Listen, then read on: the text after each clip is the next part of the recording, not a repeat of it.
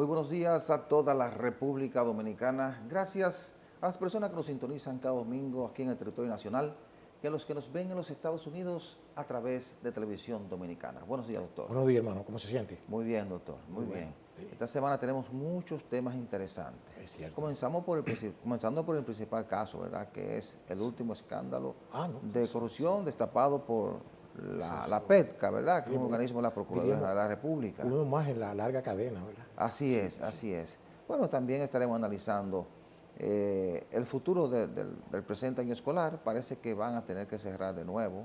Lamentablemente. Lamentablemente. Sí, sí. Bueno, tenemos un plato fuerte para hoy. Vámonos de inmediato a la semana 360, el más completo resumen de noticias nacionales e internacionales. Regresamos en breve. ¿Qué tal, amigos? Este es el resumen informativo Semana 360. Tras concluir la reunión de los equipos de trabajo para las reformas institucionales de la República Dominicana y la Embajada de los Estados Unidos, ambas partes se comprometieron a impulsar leyes que ayuden a la transparencia y combatir la corrupción. En ese sentido, el gobierno de la República Dominicana se comprometió a dar prioridad a la aprobación de una legislación que erradique la corrupción en las compras y contrataciones públicas, algo esencial para el buen funcionamiento de la región. El presidente Luis Abinader exhortó a los funcionarios públicos que no se acojan al Código de Ética firmado en el Palacio Nacional para el ejercicio de la función pública, que renuncien de sus cargos, y aseguró que en su gobierno no habrá vacas sagradas. El mandatario dijo que no permitirá ni protegerá ningún atentado contra los principios de eficacia, objetividad, transparencia e igualdad que rigen las acciones de la administración pública. El Ministerio de Educación de la República Dominicana informó que 8 localidades volverán a las clases virtuales debido al incremento de la positividad del COVID-19. Estas localidades son Pedro Brán en la provincia de Santo Domingo, Los Llanos, municipio de Elías Piña, Peralvillo y Sabana Grande de Boyá en Monte Plata, Duvergé y La Descubierta en Independencia, Las Matas de Santa Cruz en Montecristi y El Peñón en Barahona. El ministro de Educación, Roberto Furcal, advirtió que habrá sanciones para los colegios que impartan docencia de manera presencial sin la autorización, y reveló que la Dirección de Colegios Privados envió un comunicado a las instituciones de educación privada recordándoles que aún no pueden asistir alumnos a clases en medio de la pandemia. El funcionario no explicó en qué consisten las amonestaciones que se impondrían a los colegios que imparten docencia presencial sin el permiso del ministerio. La Cámara de Diputados aprobó en primera lectura el proyecto de ley que modificaría el Código Penal vigente, que solo incluye una eximente para permitir la interrupción del embarazo cuando peligra la vida de la madre y del feto. La iniciativa fue aprobada en primera lectura con el voto favorable de 146 diputados, 14 en contra y otros 7 no votaron. El ministro administrativo de la Presidencia, José Ignacio Paliza, informó que la discusión de una reforma fiscal en este año es impostergable para que se empiece a aplicar el próximo 2022. Paliza sostuvo que aunque el tema de más impuestos no es agradable para nadie, el país se encuentra atado en diferentes formas que obligan al gobierno a convocar a un diálogo para discutir esa reforma que, afirma, deberá ser integral. La economía dominicana creció un 10.6% en marzo pasado, según reveló el gobernador del Banco Central, Héctor Valdés Albizu.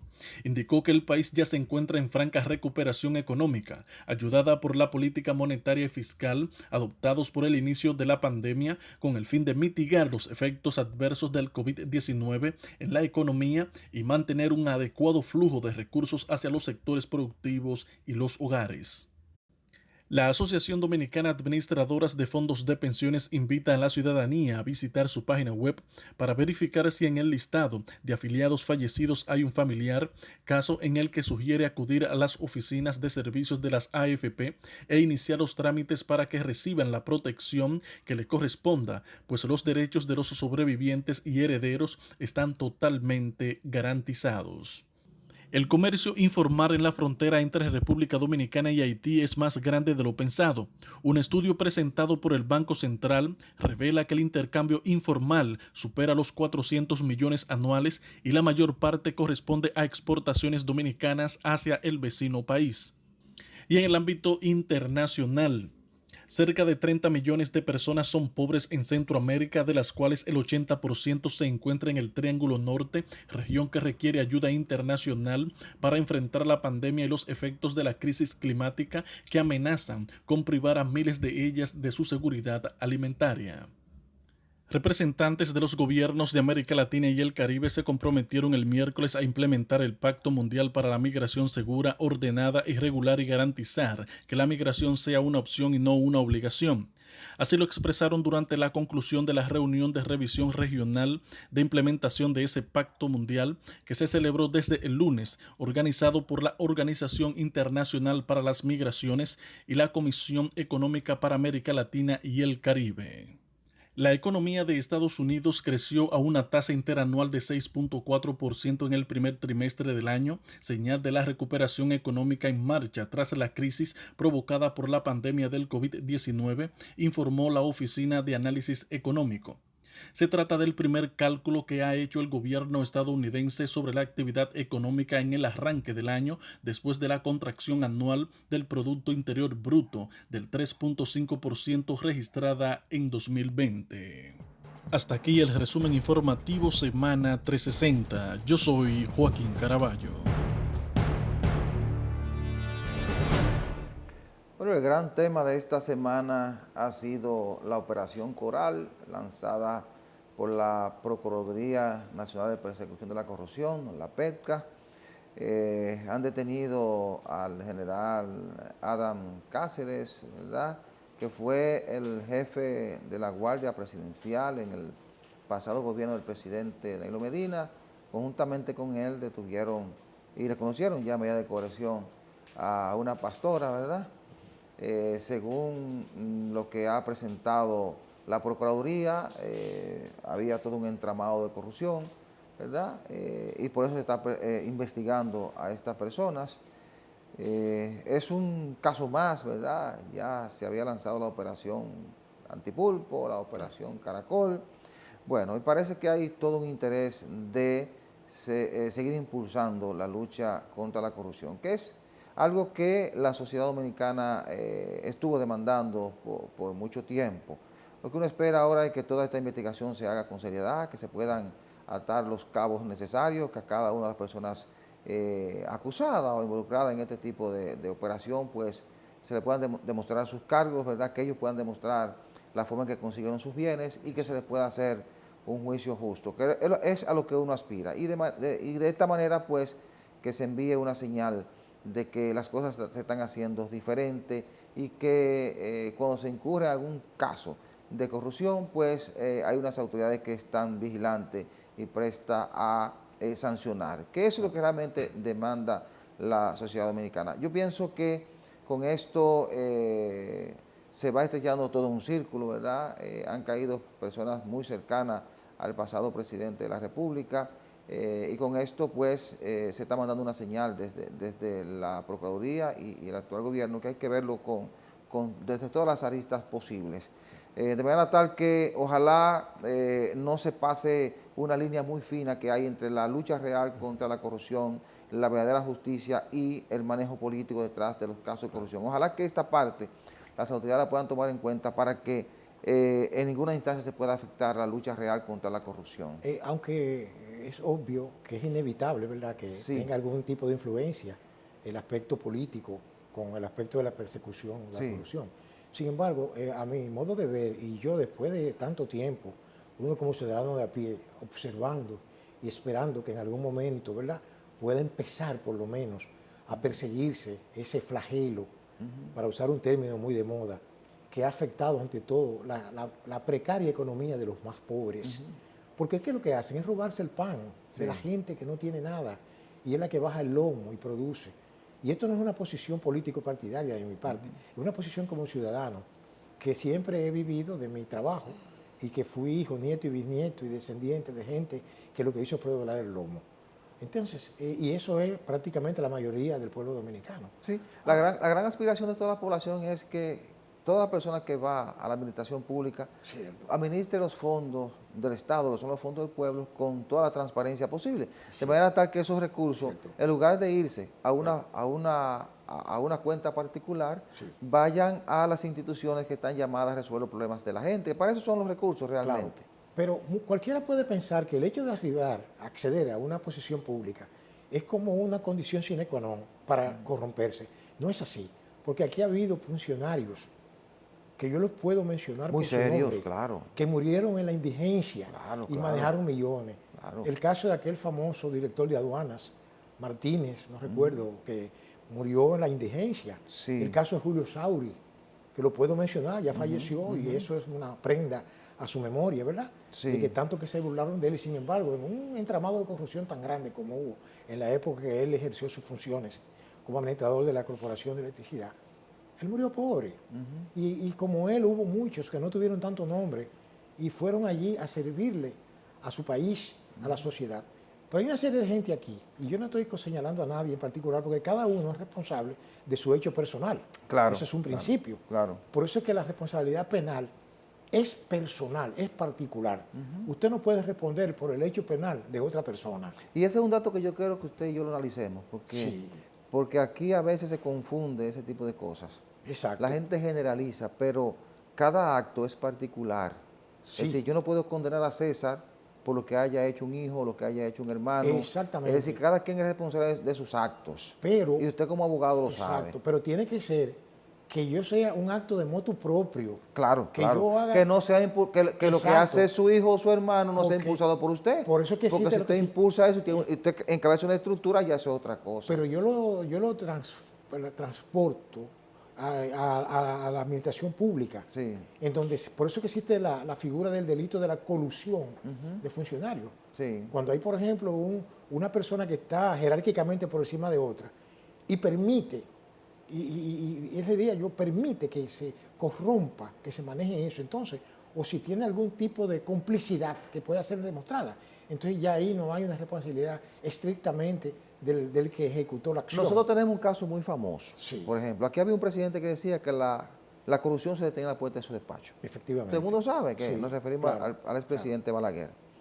Pero recordemos que en 1986, cuando Balaguer regresa al poder, con un presidente saliente muy popular, se preparó un juicio, ¿verdad? Recordemos el famoso juicio contra Salvador Jorge Blanco, que para mí no era responsable de lo que se le atribuía. Yo eso lo he dicho públicamente en múltiples ocasiones.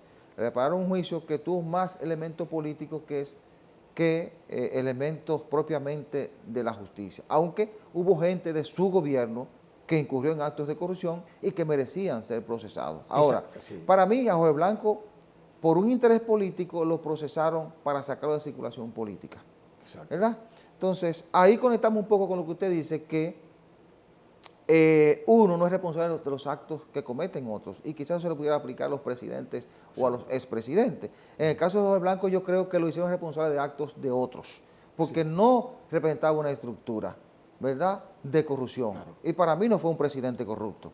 Lo he dicho públicamente en diferentes programas. Balaguer utilizó a Jorge Blanco para sacar de circulación a alguien que vería como una amenaza política para el regreso del PRD a la presidencia de la República, y es una experiencia que tenemos. Y además, Balaguer, con ese enunciado de que la corrupción se detenía en la puerta de mi despacho, prácticamente decía, lo que decía era que, bueno, de ahí en adelante hay corruptos, aquí no hay. Es decir, y todo el mundo sabe los niveles de corrupción que se dieron los gobiernos del presidente Joaquín Balaguer.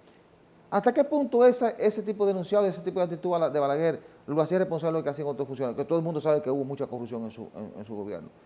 Yo creo que él delegaba responsabilidades en gente que aprovechaba el cargo, como bien usted dice, para enriquecerse. Ahora, Balaguer no es responsable de eso, ¿verdad? Entonces, eso habría que conectarlo con otros casos. Quizás Danilo Medina no sea responsable, para conectarlo con el caso actual de lo que hizo el general Adán Cáceres, ¿verdad? Entonces, por eso que yo digo, y también recordemos lo que pasó con Leonel Fernández cuando salió del poder en el año 2000, ¿verdad?, que fue sustituido por Hipólito Mejía, y que hubo un acontecimiento frente a la Procuraduría cuando intentó defender al grupo que estaba siendo perseguido por el caso Peme, que no lo persiguieron. Y Leonel incluso argumentó en ese momento que los presidentes no eran responsables de los actos de otros. Cierto, Y recurrió a la parte jurídica y a los textos jurídicos sí, para argumentar eso. A Lo que voy a, doctor, antes de su aclaración, es que en este tipo de casos, porque todo el mundo ve, y en esto yo no quiero ser abogado del diablo, como usted dice, entonces esto, todo el mundo ve que todo el mundo es responsable de los hechos. Entonces, aquí hay que ir realmente a sancionar a los que realmente hayan abusado contra el erario. Mire, yo quiero decir lo siguiente. Yo como abogado, que tengo tantos años ya en esta profesión, aunque no tengo un ejercicio muy, digamos, muy lucrativo, pero sí, ¿verdad?, he podido observar y mirar y comparar. Mire, realmente con el caso que usted mencionó del doctor Jorge Blanco, que en paz descanse, y el doctor Balaguer, que también descanse en paz, obviamente fue un juicio de tipo político, porque Balaguer incluso lo reconoció después. Sí. Él lo reconoció y dijo que él lo hizo por las circunstancias, ¿verdad? Sí. Y aprovechó eso. Yo entiendo también de que fue Balaguer aprovechó también el hecho de que ese gobierno de Jorge Blanco salió un poco desprestigiado con el asunto de abril del 84, con el problema de la represión que hubo altísima aquí, etcétera, etcétera. Pero no era suficiente para haber realizado un juicio de esa naturaleza, que estaba viciado por todos lados, porque inclusive hasta desde el punto de vista del juez, un juez totalmente prejuiciado también. Ahora, y lo de abril no te daba un juicio, porque lo de abril era un asunto de corrupción. Tenemos que ser justos de que no existían todavía aquí las estructuras de tipo jurídico, procesales y legales que existen en los momentos actuales. No había un código como el que hay ahora, procesal penal. No había lo que se llama el sistema garantista de la prueba legal. ¿Te comprende? No había esa cierta independencia, que aunque no es total, pero el Ministerio Público, yo percibo como abogado y como ciudadano que está actuando de manera, dentro de lo que las circunstancias le permiten, de manera independiente. No está obedeciendo a mi modo de ver. Yo no puedo tampoco ser abogado del diablo, como usted establece. Sí. Pero sí digo que yo creo que hay una verdadera intención, ¿verdad?, de que las cosas se hagan de manera correcta. Ahora bien, el asunto de la responsabilidad personal es algo que también le correspondería al Ministerio Público establecer si hay algún lazo o no de responsabilidad, ¿verdad?, entre una y otra persona. Claro. Pero hay figuras jurídicas como la colusión de funcionarios, ¿verdad?, que implica también una responsabilidad penal, aunque no cometa el hecho directamente, pero si cubre, ¿verdad?, si el manto de impunidad lo cubre un poco más allá, entonces también puede ser responsable. Pero en este caso es un trabajo que le corresponde al Ministerio Público. Y además hay otra cosa que le voy a decir. Siempre he afirmado yo aquí que la justicia dominicana actual, y cuando hablo de justicia hablo de tribunales, Suprema Corte de Justicia y todo lo que ella se deriva, no garantizan de que aquí se castigue la impunidad. ¿Por qué? Sí. Porque este país se da el lujo de elegir dirigentes, activistas políticos como jueces superiores aquí. Sí. Eso no se ve ni en Haití, oiga, ni en Haití, que es un estado fallido. Usted ve, los jueces en Haití son personas honorables. Oiga usted, no están ligados, son personas que inclusive recuerdo yo el Messier Jonathan, que cuando en Haití desapareció todo tipo de poder político, ese señor asumió la dirección del Estado, por lo menos hasta que se resolvió en parte el problema. Lo que quiero decirle es que aquí, lamentablemente, hasta que no se elijan los jueces, yo aspiro que los jueces se elijan como otros países, se elijan, que la gente en su distrito, en su área, en su circunscripción, tenga el derecho a elegir a las personas que se presenten ahí como candidatos a jueces. Pero lamentablemente lo que tenemos es lo que tenemos.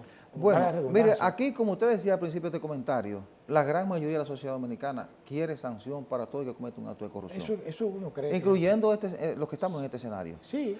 Porque a lo que uno aspira es al manejo transparente de los fondos públicos para que esos recursos permitan a los funcionarios, los que tienen el mandato, como dice usted, puedan ejercer funciones en favor de la gente, que tengan recursos para eso.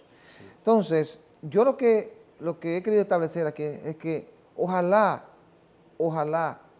que se mantenga esa línea de acción del Ministerio Público, de ir a los responsables y que nunca incurramos en el error de que mínimamente la parte de los intereses políticos se involucren para no dañar lo que pudiera ser una acción muy interesante para lo que demanda la sociedad en este momento. Entonces, yo quisiera que al bajar, al regresar de la pausa, nosotros sigamos con este tema porque es interesantísimo. Sí, claro, claro. Y no se aborda en poco Sí. tiempo, para que analicemos, ¿verdad?, Claro. las diferencias que hay, ¿verdad?, entre lo que fue la actitud de Jorge Blanco a la salida de su gobierno y la actitud de Danilo Medina a la salida de su gobierno, para hacer ese símil, para entonces entrar en los mecanismos que nos permitirán a nosotros realmente establecer las condiciones para que no haya corrupción, para que no haya impunidad, porque corrupción siempre va a haber, Sí. para que no haya impunidad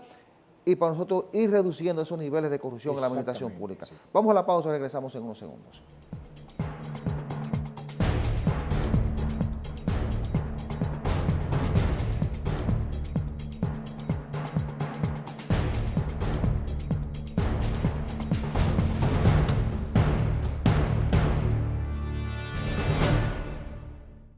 Doctor, uno observa, por ejemplo, que en estos casos, los tres grandes, ¿verdad?, la operación Antipulpo, la operación Caracol, la operación Coral, ¿verdad?, todo está vinculado al mar, ¿verdad? Uno observa que el Ministerio Público ha ido tocando a lo que era el círculo muy cercano del expresidente Danilo Medina. Esto puede dar la impresión a la gente de que el gobierno, con su lucha anticorrupción, va tras la cabeza del expresidente Danilo Medina. Es lo que uno pudiera inferir, lo que puede inferir una gran parte de la población. Y entonces, esto lleva a uno a hacer el símil con Jorge Blanco. Cuando Jorge Blanco sale del poder en 1986, Jorge Blanco se va vapuleado, ¿verdad?, se va y a unas vacaciones a Hawái corríjame si no me equivoco, y regresa, pero una parte de sus funcionarios se fueron del país.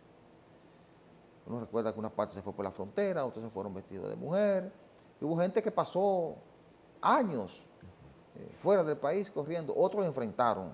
Exacto. Yo recuerdo que Atuey de Camps, que fue el brazo derecho de Jorge Blanco, el ejecutor de la parte política, enfrentó aquí y dijo, a mí que me aprecian. Nunca lo pudieron apresar ni procesar. Flores Estrella enfrentó a Balaguer y lo apresaron. Pasó un tiempo en la preventiva, ahí el Sánchez La Fe, que ya no existe.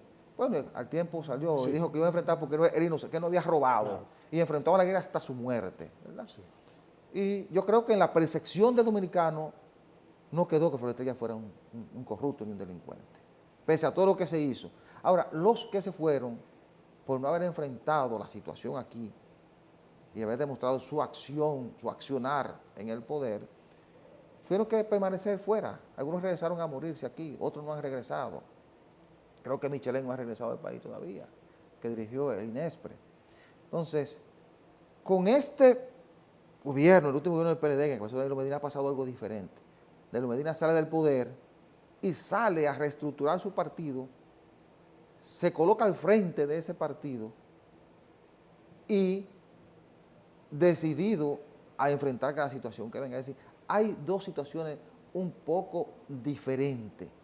Aquellos que salieron la mayoría huyendo y se acobardaron y por eso le pasó todo lo que le pasó en el proceso. Y estos que salieron a enfrentar cualquier situación que venga. Los que cometieron sus actos irán cayendo porque hay una decisión, como usted lo analizaba aquí, como lo hemos analizado, una decisión al parecer real de lucha contra la corrupción y ahora hay mecanismos, como usted decía, que permiten llegar a cualquier acto de corrupción que se haya cometido. Entonces, esa gente está siendo procesado y ojalá si cometieron actos de corrupción sean condenados. Pero a lo que voy antes de usted entrar es a que ahora observo una decisión muy diferente de un líder político que sale de poder y está decidido a enfrentar cualquier situación. Y ahí es que debe tener cuidado el gobierno en la lucha contra la corrupción, de que ese hilo conductor que hay entre el Ministerio Público y el Ejecutivo, la gente no lo perciba luego como una persecución hacia la cabeza del principal del principal partido político de oposición. Si nosotros continuamos así en este país, nuestros nietos, ya nosotros no estaremos en el planeta, sí, nuestros nietos estarán hablando de lo mismo que estamos hablando nosotros hoy. ¿Por qué razón? Porque aquí la tendencia es politizarlo todo para salir ileso del duro brazo de la ley. ¿Usted me entiende? Porque, por ejemplo, aquí se planteó en una ocasión un mecanismo cuando el doctor Fernández llegó al poder, antes de llegar al poder, criticaban la corrupción enorme que había aquí, lo recuerdo. Recuerde que dijo que la corrupción se llevaba más dinero que el presupuesto de la nación, eran 30.000 y pico de millones. Eso, y no solo porque uno está aquí y uno leyó y estudió para que no le hablen tonterías a uno. Ya yo por mi edad y por la preparación académica que yo tengo y por la experiencia que tengo, nadie puede venirme a hablar tonterías a mí, ni a señalarme, ni a acusarme, porque yo he vivido de mi trabajo. Ahora bien, ¿qué pasa? Y no critico el que haya vivido de otra cosa, cada cual con lo suyo. Pero el doctor Fernández en una ocasión, o él no, sino su proyecto político planteaba una figura jurídica muy importante que nunca se hizo. Y es la siguiente, la inversión del fardo de la prueba. ¿Por qué razón? Porque el código plantea un principio que viene del antiguo derecho romano, que era actor incumbi probatio. Es decir, todo aquel que alegue un hecho de justicia está en la obligación de probarlo. Entonces la excepción es que el que es acusado puede probar lo contrario. Si usted me acusa de que yo le debo y yo presento un cheque donde usted cobró eso, o si yo lo acuso a usted de ladrón, por ejemplo, y usted me demanda por difamación, entonces yo le pongo una sentencia donde usted lo condenaron por robo, yo tengo la exceptio veritatis, la excepción de verdad. Ahora, ¿por qué le menciono eso? Porque, por ejemplo, la gente del pueblo, la gente cree que el pueblo dominicano es ignorante. No. La gente más inteligente de la sociedad está en las bases de la sociedad misma, en los chiriperos, los hombres humildes, porque son los que ven y observan. Como si yo soy un hijo de una cocinera, de una friturera, de repente yo vivo en una mansión, ¿verdad? De 40 pisos, con un yate, si yo no me saqué un premio, si yo no heredé de nadie, ¿de dónde? Creo que usted me entiende, o sea, la carga de la prueba tiene que estar en el hombro de quien dice, quien alega. Entonces, en este caso, es una inversión. Esa es una deuda que tiene Leonel Fernández con la sociedad dominicana. Entonces, esto es una cuestión que la gente dice también, porque a mí me gustan mucho los refranes populares. La gente dice, lo mucho hasta Dios lo ve. ¿Y usted sabe qué está pasando parecido a eso, doctor? Que hay un compromiso con la transparencia.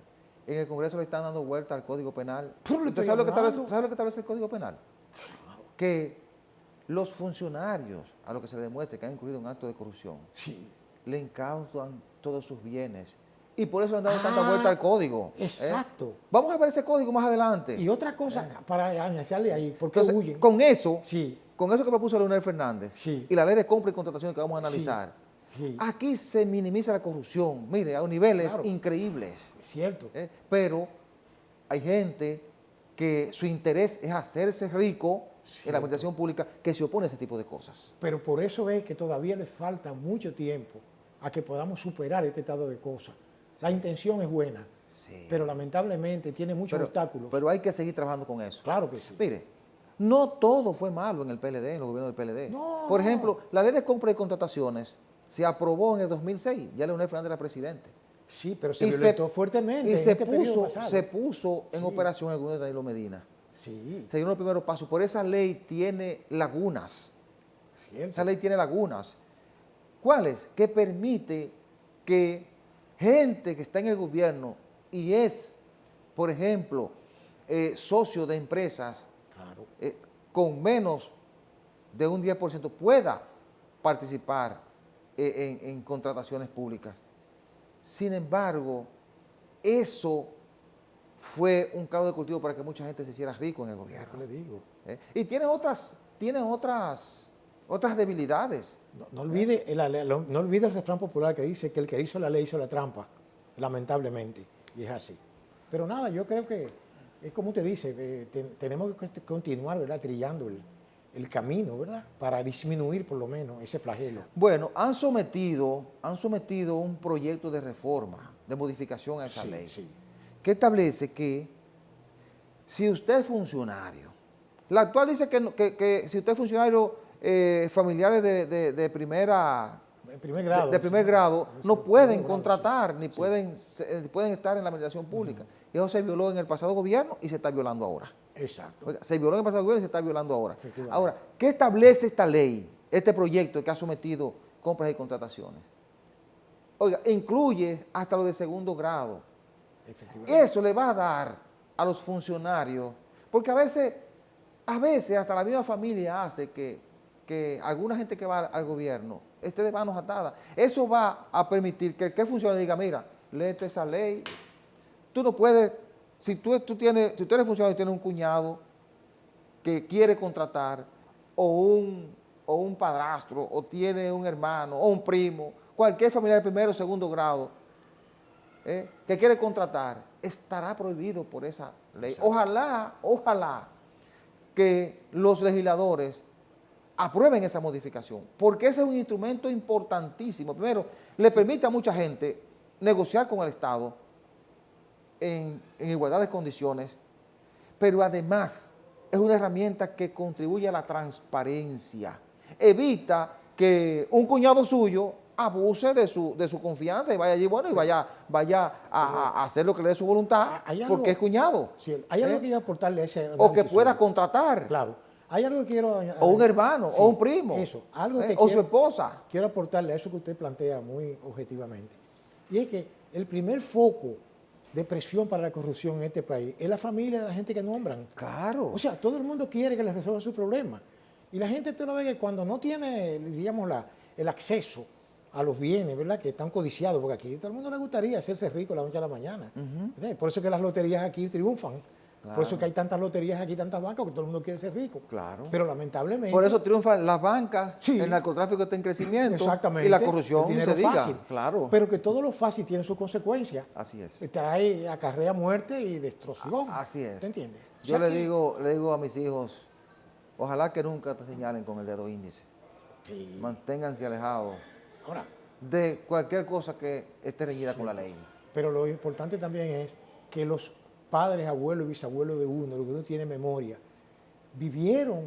sobrevivieron, nos criaron y no tuvieron que avergonzarse. Claro. Y ahora hay personas que no pueden salir a la calle a tomarse un café. Y se puede vivir bien trabajando de manera honesta. Porque habrá que ver qué es lo que es vivir bien. Así es. ¿Te entiendes? Porque no es con lujo. Porque hay gente que cree que si no tiene un Lamborghini o si no tiene un apartamento bueno y una villa, lo que le estoy vive diciendo. Bien. Gente que siempre vivió al margen. Desbaratado toda la vida. Una olla de espagueti. Y ahora son aristócratas. Doctor, esa ley es un gran instrumento. Ojalá lo aprueben, que eso nos va a permitir seguir estableciendo controles en la administración pública. Exacto. Y que la gente no vaya a aprovecharse de los recursos del Estado. Y que haya consecuencias que se apliquen. Va a establecer sanciones de 4 a 10 años de prisión. Bueno. Vamos a la pausa.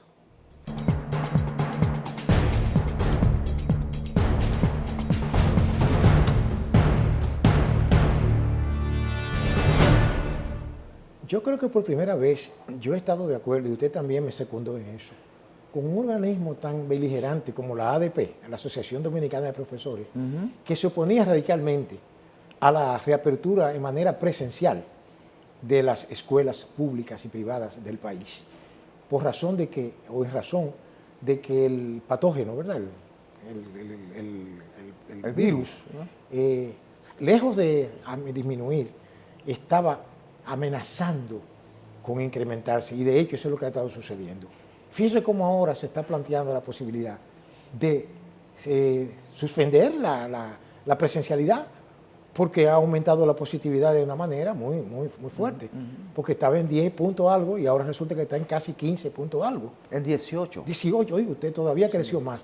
Es decir que parece ser que las autoridades del Ministerio de Educación, cargadas de la mejor buena fe, de lo mejor buen propósito, cedieron a las presiones de esos intereses, ¿verdad?, particulares, que ponen en primer lugar sus haberes, sus bienes, su bienestar particular, que lo de la colectividad, sin pensar que si la colectividad se desploma, ellos también se van a desplomar.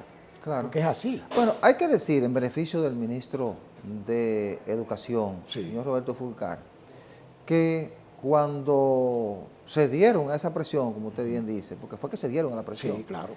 Él dijo que iban a monitorear permanentemente la evolución del virus en el país y que en los municipios donde la positividad sobrepasara el 5%, iban a cerrar de nuevo.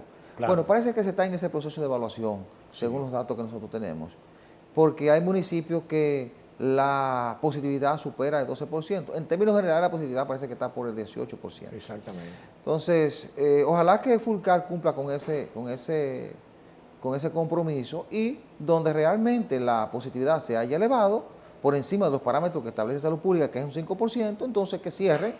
Claro. Y creemos las condiciones para entonces regresar en agosto, con el próximo año escolar ya con las condiciones reales, con más gente vacunada, claro, ¿verdad? ¿Qué es lo que usted siempre planteó? Sí. De que ya porque, que espéralo mucho, espéralo poco. Sí. Que por qué no pudimos esperar la apertura del próximo año, ¿verdad? Y ver cómo se manejaba. Pero también hay otra cosa, y es que la gente le ha perdido como el miedo al asunto del contagio. Sí. Porque entonces fíjese cómo las aglomeraciones y toda esa chercha. Y también, doctor, y usted lo decía hace un tiempo, lo que estamos viendo es el resultado del desarreglo de Semana Santa. Ay, sí. Ese es el resultado de eso. Sí. Y esta semana, usted me comentaba antes de comenzar este programa, lo que pasó el domingo pasado en el Malecón. Una cosa increíble. ¿Verdad? Que parecía el Festival del Merengue. De tanta gente. De Año Nuevo. ¿Usted recuerda el famoso Festival del Merengue? Sí, que se llenaba el Malecón de punta el Malecón a punta, completo. De punta a punta. Desde lo que es hoy Avenida Francisco Alberto Camaño de Ño. Hasta la feria. Hasta la feria. Sí. Era una discoteca. Chercha, sí. Completa. Es decir, discoteca cada 100 metros. Y la gente bailando, eso es lo que parecía. Entonces, la gente le ha ido perdiendo el miedo al virus, como usted dice, y eso es peligroso. Muy peligroso. Porque nosotros debemos seguir resistiendo, cuando digo resistiendo es mantener los niveles de exigencia que pide la Organización Mundial de la Salud, es decir, mantener el cumplimiento de las medidas de salud pública, las medidas de distanciamiento, el uso de mascarilla, lavado de las manos, etcétera, etcétera. Yo sé que es muy molestoso el estar utilizando permanentemente una mascarilla, el lavarse las manos y el evitar la aglomeración, pero es la única medida efectiva que puede disminuir eso. Hasta que logremos la inmunización por lo menos del 80% de la población. Por ejemplo, en Estados Unidos ya le están permitiendo a la gente que tiene las dos dosis de la vacuna, ya pasó el tiempo prudente, creo que después de la segunda dosis tiene que esperar mínimo 15 o 14 días, ¿verdad? Le están permitiendo ya que vayan a actividades sin mascarilla, con cierto distanciamiento, pero ya todo el que va a esas actividades sabe que está vacunado. Es decir, ya se está dando esa cierta apertura. Entonces, sigamos con las medidas para que se pueda vacunar la mayor cantidad posible de personas, de manera tal que ya junio, julio tengamos un panorama diferente. Bueno, porque si nos vacunamos todos, yo creo que lo vamos a lograr. Ahora, tenemos dificultades con la vacuna, lógicamente, porque no ha llegado. Pero de junio a julio estará el 80% de la población vacunada. Por eso es que un médico... Si nos llega la vacuna. Sí, un médico amigo me dice, mira, el problema ya no es un problema de salud pública, sino de conciencia pública. Sí. Porque si la gente no hace el esfuerzo de entender lo que está sucediendo y de que con su actitud particular contribuye, ¿verdad?, a salvaguardar, diríamos, la salud de todos, ¿verdad? Porque es un compromiso colectivo. No, y que el gobierno, hay que decir esto en favor del gobierno, el gobierno está haciendo un gran esfuerzo porque se vaya dando una apertura paulatina, ¿verdad? Porque de esa reapertura paulatina depende que recuperemos el crecimiento económico y que la gente pueda tener acceso a recursos para los bienes necesarios, y eso va a evitar esa presión de la sociedad que se genera cuando hay falta de recursos, cuando hay crisis. Entonces, mientras estemos en pandemia, mientras estemos afectados por la pandemia, vamos a estar en crisis. Entonces, seamos responsables y tratemos de que nuestra actitud, nuestro comportamiento contribuya a ese proceso de acercamiento que hay que darle al virus para tratar de lograr la recuperación. Y recuperarnos, exacto. Sí, así es. Entonces, volviendo a educación, ojalá que Fulcar, ministro de Educación, conjuntamente con la ADP y los organismos que trabajan y que colaboran con la educación, puedan hacer un análisis real de la situación. Y donde no haya condiciones, que cierren, ¿verdad? Y que sigan con la semipresencialidad donde haya condiciones, pero que no expongan a la gente donde no haya condiciones para seguir. Y ojalá que puedan resistir las presiones que van a venir, porque las presiones no cesan. Pero es así, o sea que yo entiendo de que las autoridades pues están tratando de hacer lo que pueden. Es lo que uno percibe, ¿verdad? Sí. Pero que la realidad es otra, la realidad se impone. Sí. Claro que sí. La ADP, como usted decía, tenía razón. Sí, yo coincido. Tenía razón. Coincido con ellos. Ellos decían que no había condiciones. Estaba en lo correcto. Pero el ministro se dio a las presiones. Sí. El ministro se dio a las presiones de sectores vinculados a la educación que quieren abrir, porque sus negocios están quebrados prácticamente. Y sin olvidar que el ministro fue parte de la ADP, porque ese fue su organismo de militancia también, de cierto modo. Y la ADP mantuvo unas exigencias que son correctas. Ojalá que ellos, tanto el ministro como la presidenta de la ADP, mantengan esa cercanía, el diálogo, la conversación, donde haya condiciones, como decíamos, que mantengan abiertas las aulas, donde que no presionen. Y vamos a seguir entonces aplicando medidas. Eso es correcto. Porque el virus se sigue expandiendo. El virus se sigue expandiendo. De hecho, esta semana se decía que la ocupación es elevada en los hospitales, porque algunas clínicas y algunos hospitales han desmantelado las áreas COVID. Porque también se está mandando una señal de cambio, de transformación, de que la cosa se está retornando a la normalidad.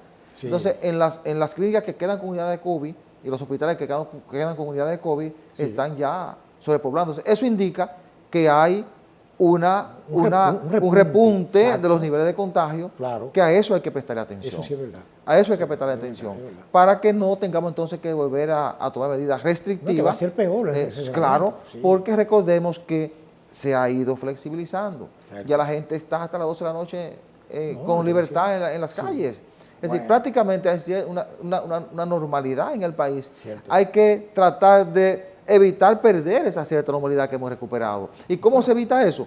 Actuando con responsabilidad, manteniendo el distanciamiento, no asistiendo a ese tipo de actividades como la que ocurrió en el Malecón, como esa libertad que se da la gente cuando hay ciertos fines de semana largos, cuando hay festividades como la Semana Santa, ¿verdad? Es decir, actuar con responsabilidad. Yo compartí con mi familia en Semana Santa, pero nos mantuvimos con mascarilla y con cierto distanciamiento. Y así tiene que hacerlo cada quien, para que poco a poco vayamos llevando ese virus contra la pared, para decirlo en términos gráficos, y podamos entonces volver a soltar las mascarillas en un tiempo, ¿verdad? Y que nos recuperemos del todo, podamos volver a salir a compartir, a abrazar a nuestra gente, pero depende de nosotros. Depende de nuestra actitud, de nuestro comportamiento. Porque el virus no se propaga solo, nosotros lo propagamos. Nuestra actitud. Y el escenario más ideal para la propagación del virus es la multitud, la aglomeración. Y la violación de los protocolos. Entonces, use su mascarilla, no vaya a lugares donde haya mucha gente, lávese sus manos y actúe con responsabilidad. Es la única forma para salir de esto. Vamos a la pausa, retornamos en unos segundos.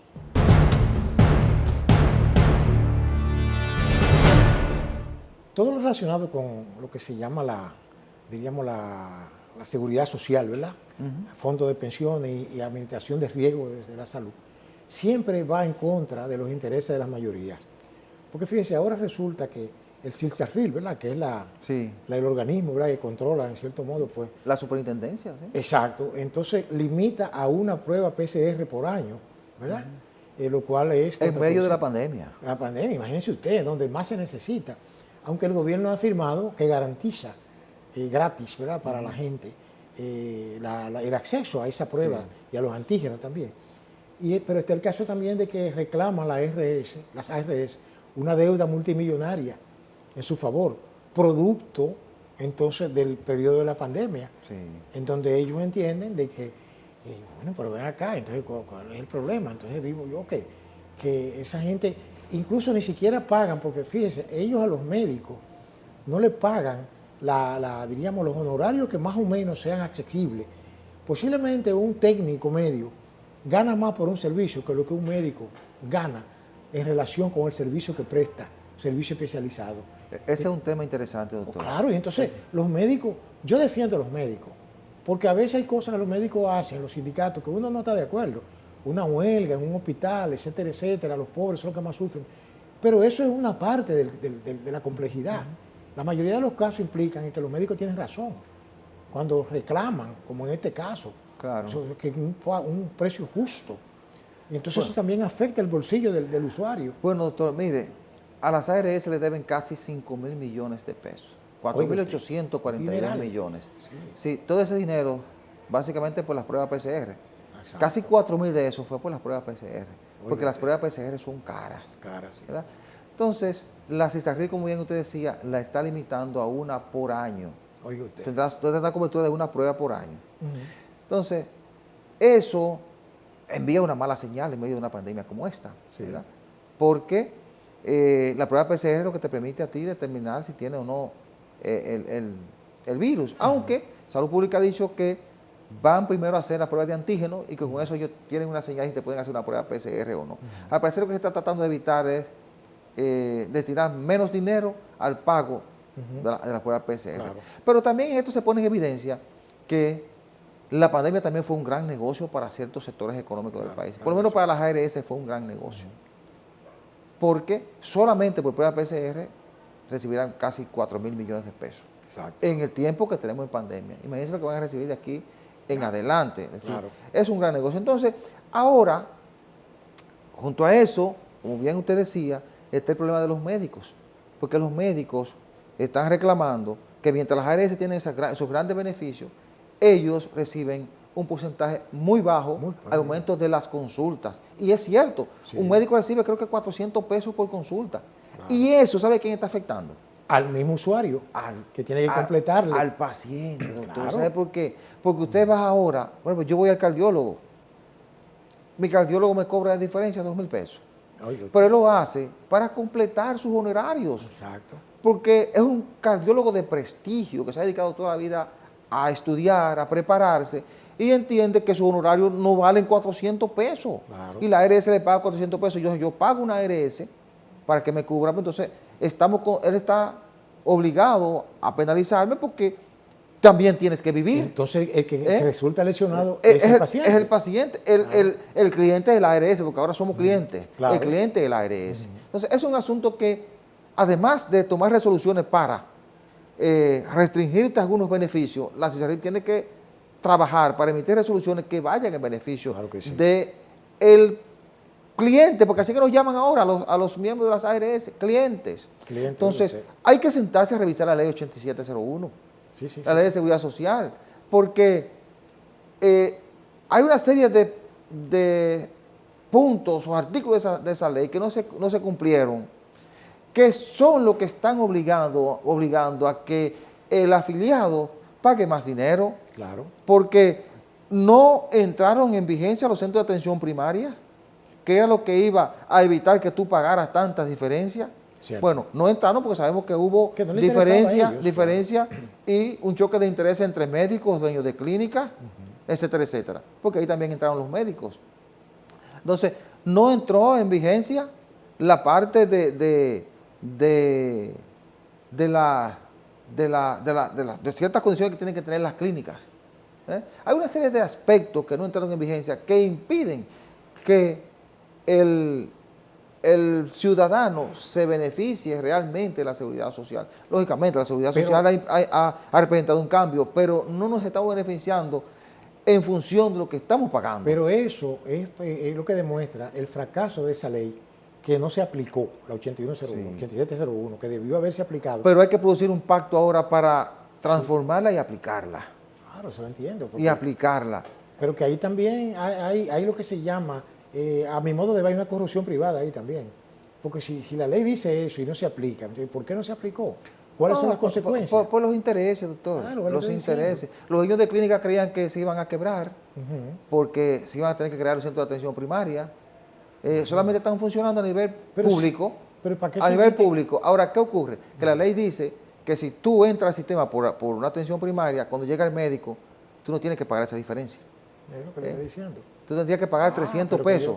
que están buscando, Lo iba a cargar la ARS. Entonces, ¿qué ocurre? Claro. Ahora se lo están cargando a la persona que va a recibir las atenciones o va a consulta. Lamentablemente. Y a eso usted le agrega lo que ha pasado con el sistema de pensiones. Claro. Y ha pasado con una serie de parámetros. Por ejemplo, el sistema, hubo unos sistemas, está el subsidiado, el contributivo. El contributivo subsidiado nunca entró. Cree que va a beneficiar a las trabajadoras domésticas, a los trabajadores domésticos, A la gente que lo los trabajadores necesita, informales, que son los que lo necesitan. que no tienen Ha tenido el recursos. Estado que cargar con todo. Claro. Porque eso no se cumplió. Exacto. Porque hubo una parte del empresariado y de gente que tiene ese tipo de servicios que se opuso o que torpedeó hasta un momento. Entonces, hay que sentarse a revisar esa ley. ver esos aspectos que estamos citando aquí. Hay otros, como los beneficios de los fondos de pensiones, que debe recibir el dueño del dinero, que es el cotizante, y una serie de aspectos que hay que modificar. Entonces, hay que sentarse a debatir esa ley. Porque eso es fundamental para nosotros, para los ciudadanos. Exacto. Entonces, no es posible. Entonces, ahora los médicos van a una huelga general. ¿Ves? Porque ellos tienen razón. Ellos tienen razón. Y de hecho, algunas ARS están ahora, en medio de esta pandemia, en medio de esa situación que usted va sobrecargado, algunos están aumentando el pago de la ARS. Al cotizante lo están aumentando.